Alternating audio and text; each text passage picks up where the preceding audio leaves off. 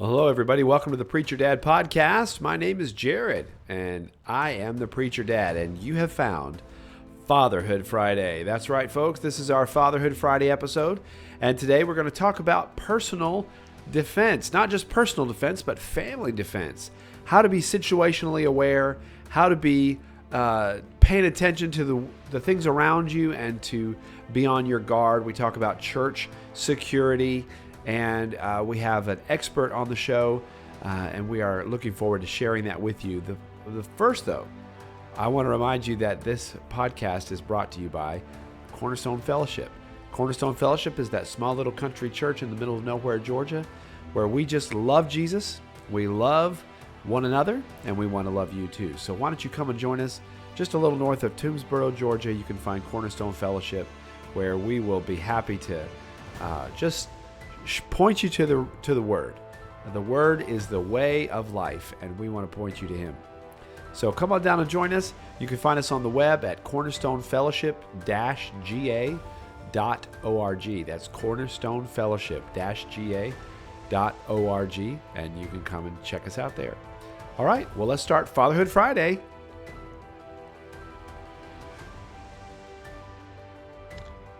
Well, hello, everybody. Welcome to Fatherhood Friday, brought to you by the Preacher Dad podcast.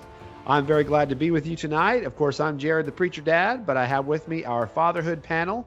Mr. Matt, the Amazing Man Stewart himself is here with us tonight. And also Nathan, I Love Star Wars Eisner. Me and Nathan are Star Wars buddies. We like to annoy Matt with our Star Wars conversations sometimes. Do a good job. But we have a special guest with us tonight, and I really would like to introduce to you our audience, all 6 or 7 of you that are out there. Oh, we don't do 6 and 7. We do 12 or 13. We're up to 12 now. But we would like to introduce to you David Lashley. David is a court security professional, defensive tactics instructor at Lashley Training Center, Ohio. And with nearly 25 years of experience working in the judicial system, David has spent his career focused on courtroom security, judicial protection, situational awareness, and helping others stay prepared in high-pressure environments.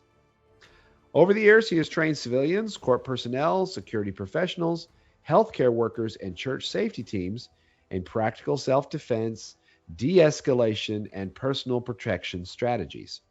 His approach combines real-world experience with a straightforward teaching style that emphasizes awareness, confidence, and staying calm under pressure. That's what I need.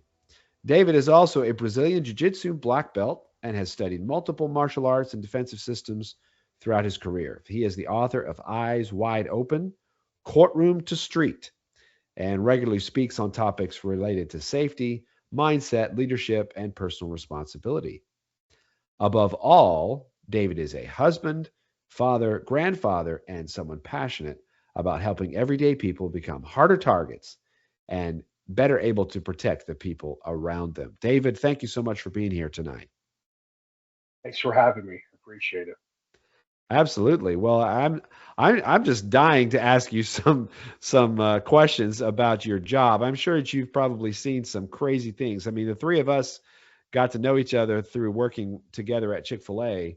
So we have some stories, but I imagine yours are probably a little more exciting working in the courts. I mean, it's the best part about it, I guess, is it is different every day. There's never 2 days the same.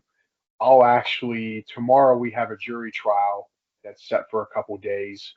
And then on Thursday, I think we have 24, 25 felony criminal cases. And Fridays are most generally the day that's set aside for non-payment of child support. So that gives you the variety I'll have the rest of the week with it. So Cool. Well, I think my first question, and we'll give everybody a chance to ask a question here, but I think my first question is, what is probably the most important key when it comes to situational awareness? That's something that's important to me as a dad. I want to be able to be, aware of the dangers in a particular situation. And so, what would you say is one of the major keys? Maybe there's two or three, I don't know. What are the major keys for being aware of danger in situations? There's like a combination of things, really. Awareness it covers like so much, and I like to think about awareness as like driving a car.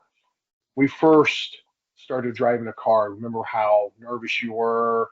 I mean, it's a big responsibility. All these traffic laws. You're responsible not just for you yourself, passengers, people passing you, but over time, the more you do it, you get more and more comfortable. And think about now when you drive. You go to any major city, not that it can't be a little nerving, but you get through it with pretty much ease. And look how many traffic laws that you apply and you do when you come to simple four-way stop. And that's what awareness is, that I believe it should be like. It's taking a lot of different skills to mindsets and doing them over and over till you become a little bit more comfortable, but more second nature that you're not even thinking about it. And when I think about like things, not just like the obvious, paying attention to your surroundings, um, being confident, head up, that helps you see the things around you. And there's also like a part will talk about like intuition. God give us a built-in alarm system, our intuition. So when you start putting all those together, that's what I believe is starts to become a good thing for like awareness, that you become better at it. And like things like intuition and different things, our experiences make them greater. Different like driving a car. It should be the longer we drive, the better we get at it. And most generally that's how it works.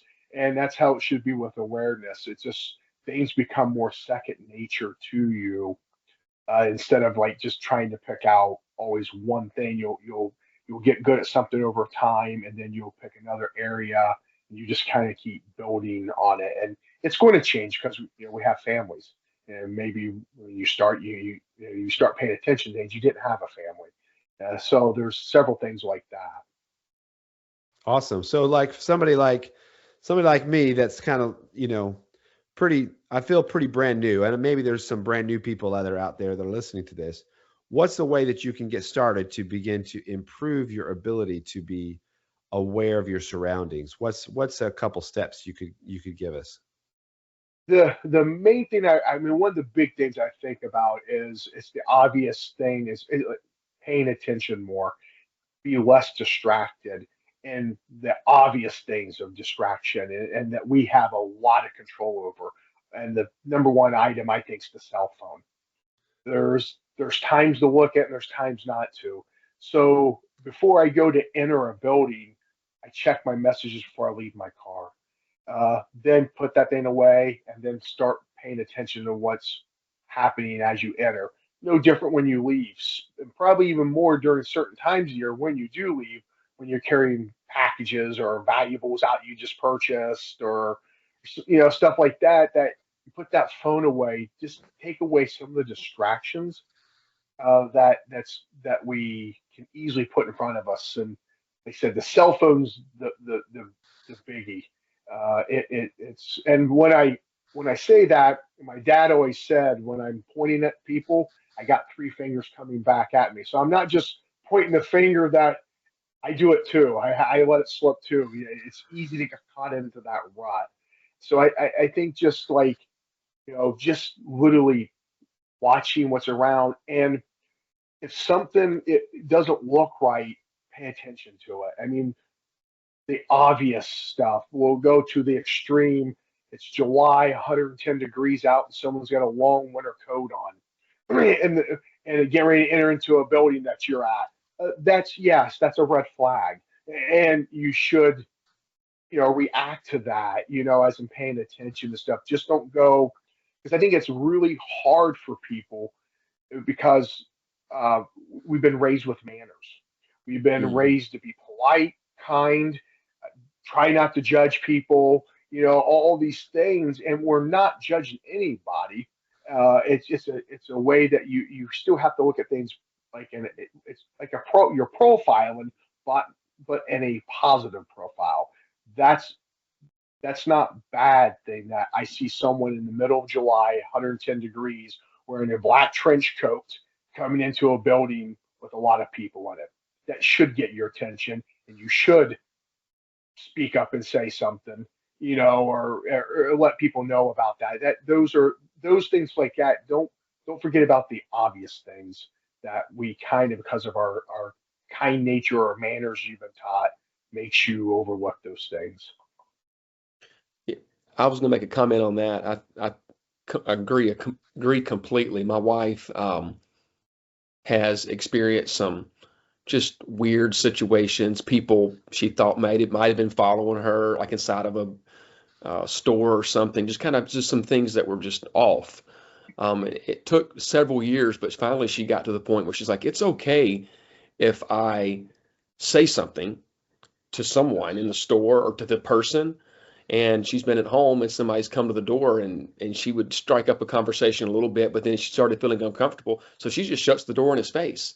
Like, that's okay. Like, It is. you don't have to be welcoming and let somebody take advantage of you. If you feel bad, just stop it. Say something, do something. And I think women might And have a little bit harder time than that with men, but yeah. I agree. I think it's real hard for ladies to do that, and the crime numbers show that. They're women have a higher or more victimized than men are when it comes to a lot of the crimes committed across the United States. Not just like in Ohio where I see the numbers. It's across the United States. Hmm. Hmm. Nate Eisner, I see you being quiet over there, but I know that your mind's churning. Yep. Why don't do you have? Are you good at protecting your family? Hey, man, that's a terrible question. I mean, yeah, I try. I yeah. Uh, let's not focus on me. No, Yeah, I was just my trying to mind's throw it flooded. over to you. I was just Yeah, being funny. I care a lot about that. Yes. So yeah, I have a question. I've got small kids. My daughter's about to turn 5, and I got a 2-year old. Um, and both are. My 5-year old is incredibly friendly. Doesn't know a stranger. My 2-year old's a little bit more bashful. Um, So I'm pretty hyper aware when we're out in public. Um, and I try to make a point to be behind my family when we're walking. So I usually try to, if the 5-year old's not holding my wife's hand, I usually make sure she is between me and my wife so that I can always keep eyes on her. But so I know that I'm aware of what's going on. My question is, how would you approach maybe having a conversation with her and begin to um, kind of train her in the stranger danger aspect without terrifying a 5-year old, if that makes sense. Like, how would you go about having a conversation with a young girl? And that, and every child's a little different too. Um, some 5-year-olds are a lot more mature than maybe some others. So and I don't think you can always treat them all the same, but I think it's important that uh, as parents, you identify to like your children, like right now, who like grandma and grandpa. You're good to talk to grandma and go if Right, you see right, like there's certain people I think you have to encourage them to let them know that it is good, that it's okay for them to talk to them. Maybe there is a certain teacher that you're very comfortable with or something like that with it. I think what's hard for children, and I was just talking to someone about this, is with with children when they watch us as parents, we go to stores, restaurants, places, and we see the same people over and over. They're with us, they're friendly, and they're just people that we're familiar with. We don't have right, really, but our children can't differentiate that like we can. So I right. think it's trying to get them to understand that who's truly mom and dad or grandma and grandpa's friends or people we trust. And these are just people that are, doing their job and being Right. nice and friendly with it. So I think it's stuff like that that I think that you start with trying to give um, some ideals like that way. And as they get a little older, mature, that I had an incident with my son when he was like 7 or 8. We was at a Walmart, and out of one side was magazines, on the opposite side was video games. I could see it wasn't like there's a wall, completely. I could Yeah. see him, and he could see me, and a gentleman out of nowhere just came up and say, "Hey, buddy, do you like that game?" And it could have been as innocent. I didn't treat it that way though, Mhm. because Right. you don't Right. know my son. You had no reason to talk to my son whatsoever. And Right. Ian, at the time, I remember him getting like real nervous, and we had like the conversation afterwards. He didn't know what to do. Because we teach our kids to be nice, to be Mhm. Yeah. polite with and that's when we started like identifying. Um, there's certain people, yes, you can go up and hug if you want, but you know who they are, and we'll tell you who they are. And if we haven't Right. told you that, then you don't. Which he was older, it wasn't a 5-year-old or something like that. And like I said, I don't know that guy from Adam. It could have been innocent, but he left pretty quick when I came across around the other side. So I don't think it was so innocent in my Yeah. mind, because most people who are innocent like that will let it be known. I didn't mean to offend you. Right. Yeah, he literally just left. Mm. Mhm. Hey parents, if you're looking for a fun and entertaining way to teach your children about character, then I've got the right podcast for you to check out. It's called Character Stories Podcast. On the Character Stories Podcast, we do the voices of all shapes and sizes, and we have occasionally sound effects as well. And I would love for you to come and join us over there and hear a great story that has a great lesson and moral in it as well. So come on over and check out the Character Stories Podcast today.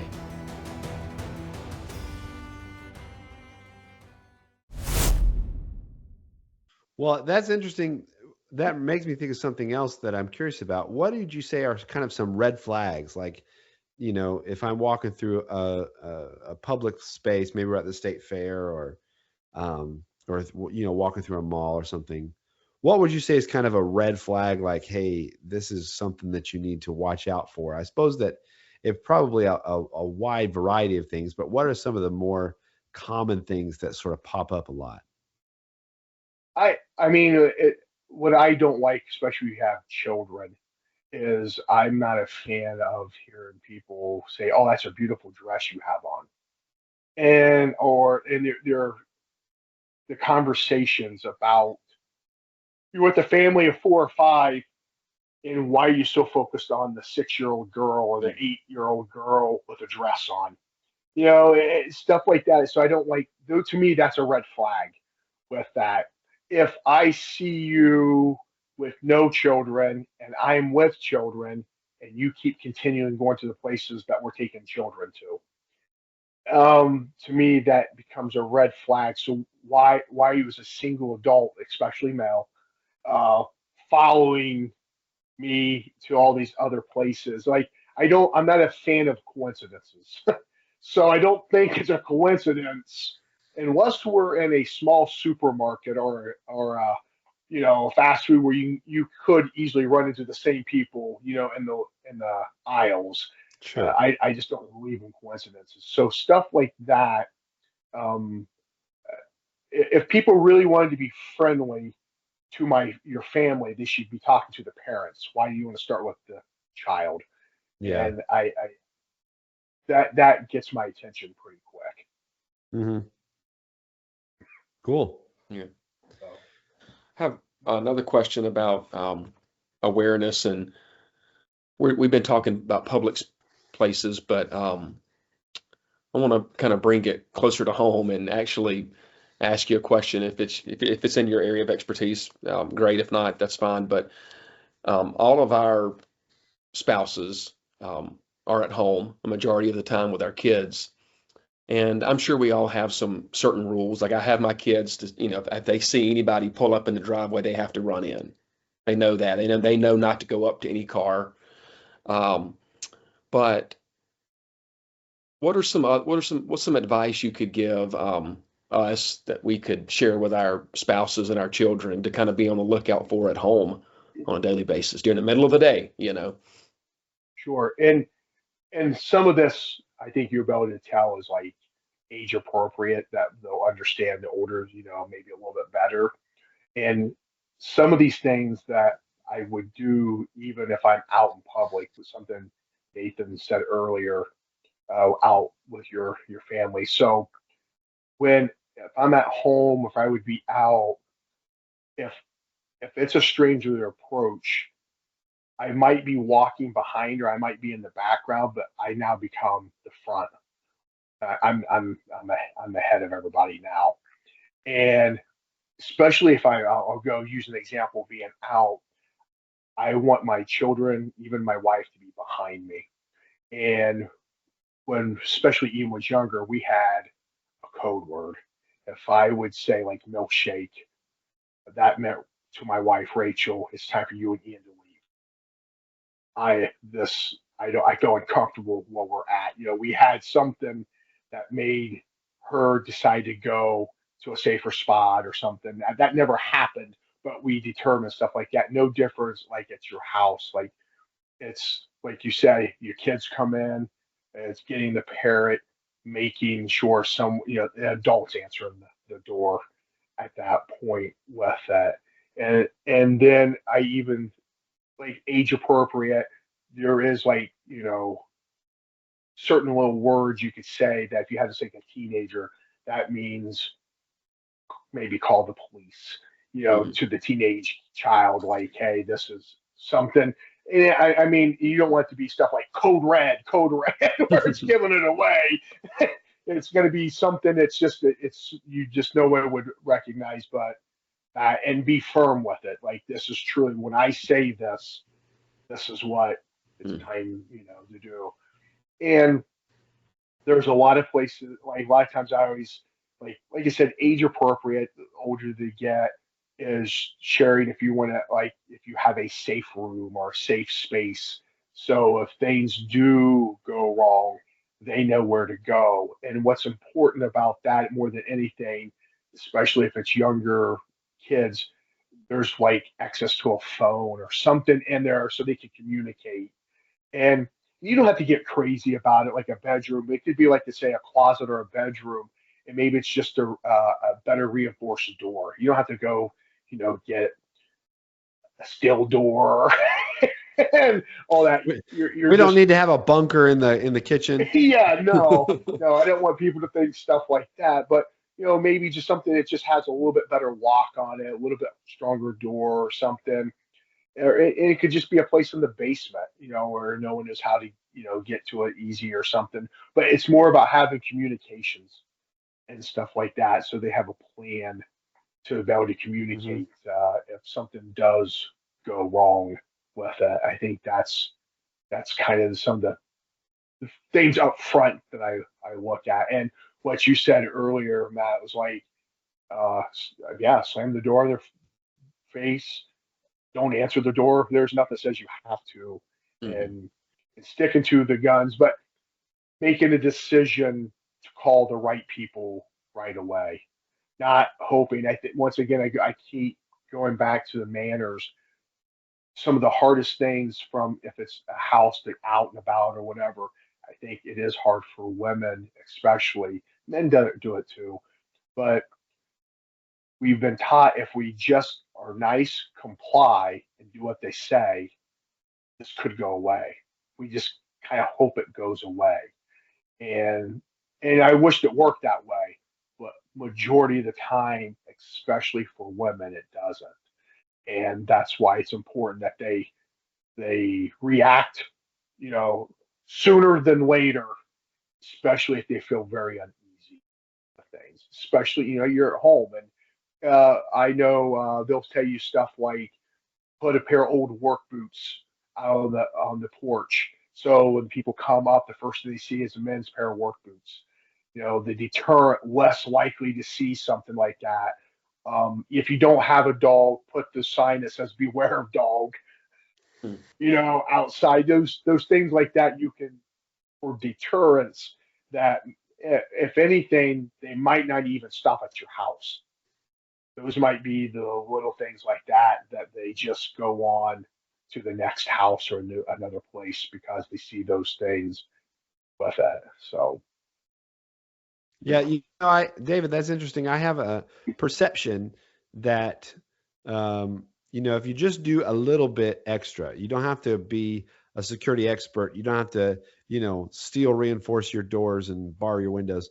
If you just like get a slightly better lock, or leave your boots outside, these little things that you're describing, my perception is that just those little things can really increase decrease your odds for having an attack or a security problem significantly. Would you say, in your experience, that is an accurate perception, or am I just kind of out in left field here? no, I think it is. Just got to be cautious that you don't think it's, the ultimate, Right. We don't want people to think that, you're totally safe. I mean, there's no situation where that's going to happen, but I think that no, dads, sometimes we need a little bit of a win, something that we can go, hey, yeah. I'm doing good. And so, hey, if you just take your weapon to the store with you when you take your family, or, lock the door when you go inside, or, little things like that can go a long way. Oh, for sure.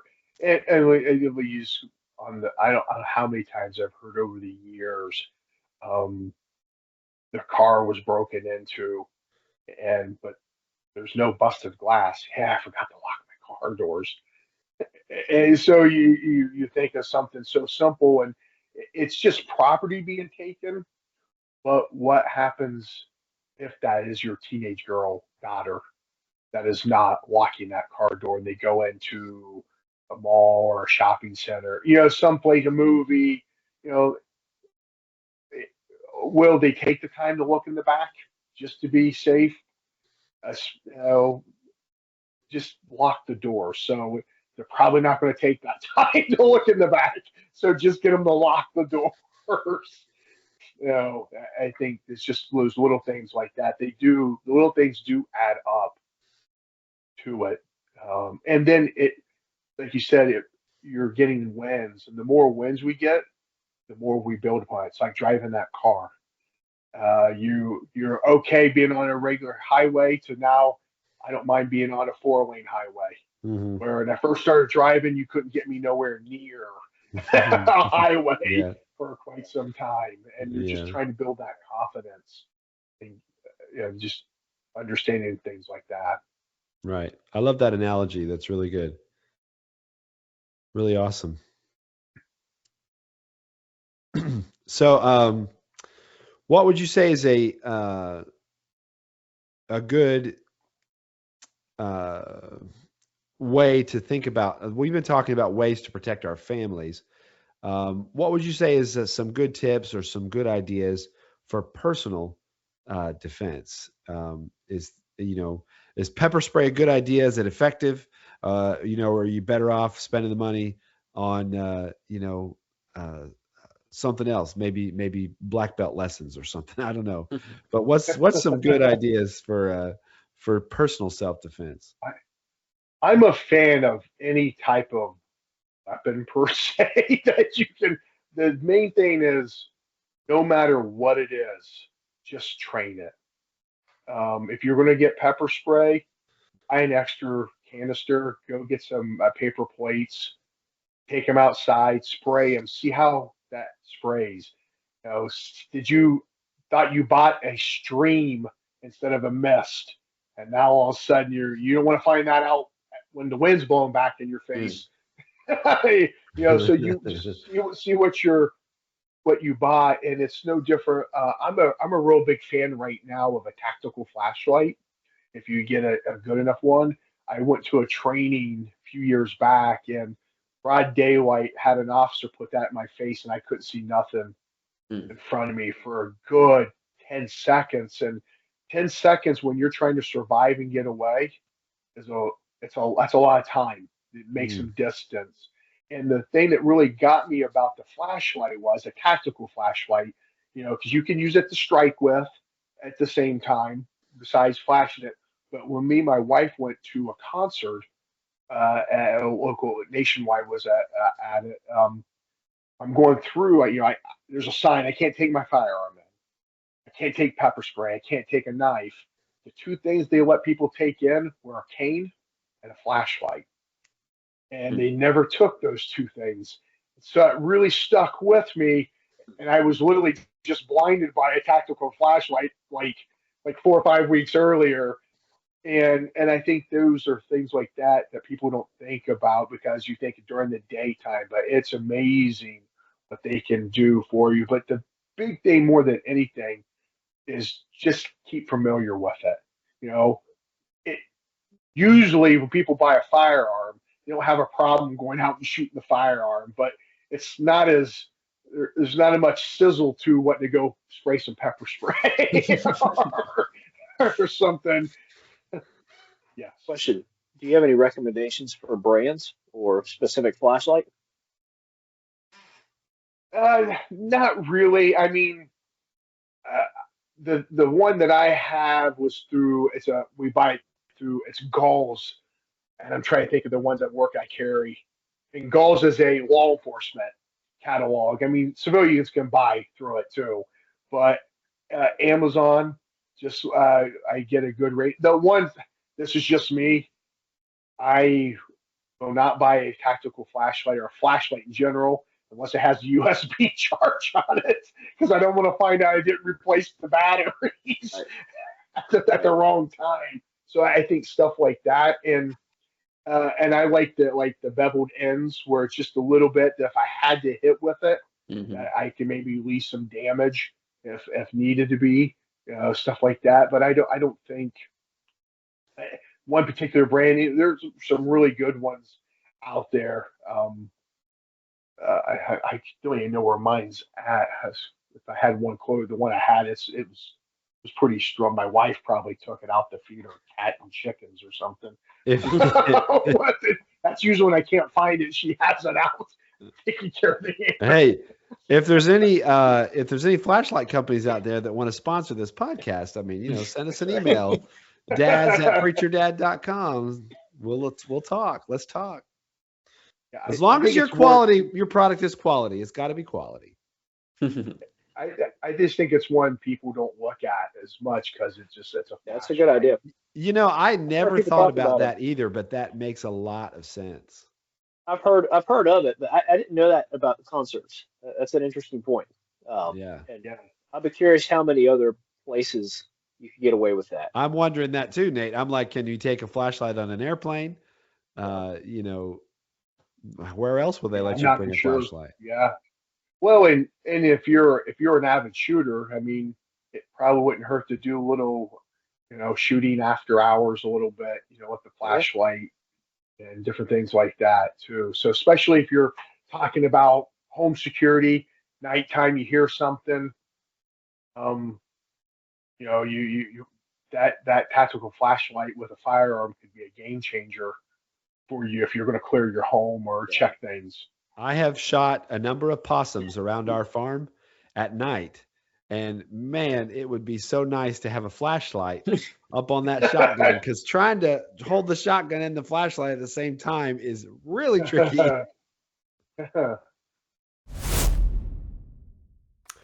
Well, folks, I'm sorry that's all the time we have for this episode, and I hope that you'll stick around next time for part 2 as we continue to discuss ways to protect your family. This is a really important key for dads, and I hope that you'll come back for the rest that David has to share with us about this very important subject. If you want to get in touch with us, you can. You can email us dads@preacherdad.com, DADS preacherdad.com. We would love to hear from you and maybe even read your comment on the air or your question. But you can also like and subscribe to this video, or you can make a comment. We would certainly love that as well. So thank you so much for tuning in, and we hope that you'll join us next time for Fatherhood Friday. We'll see you then.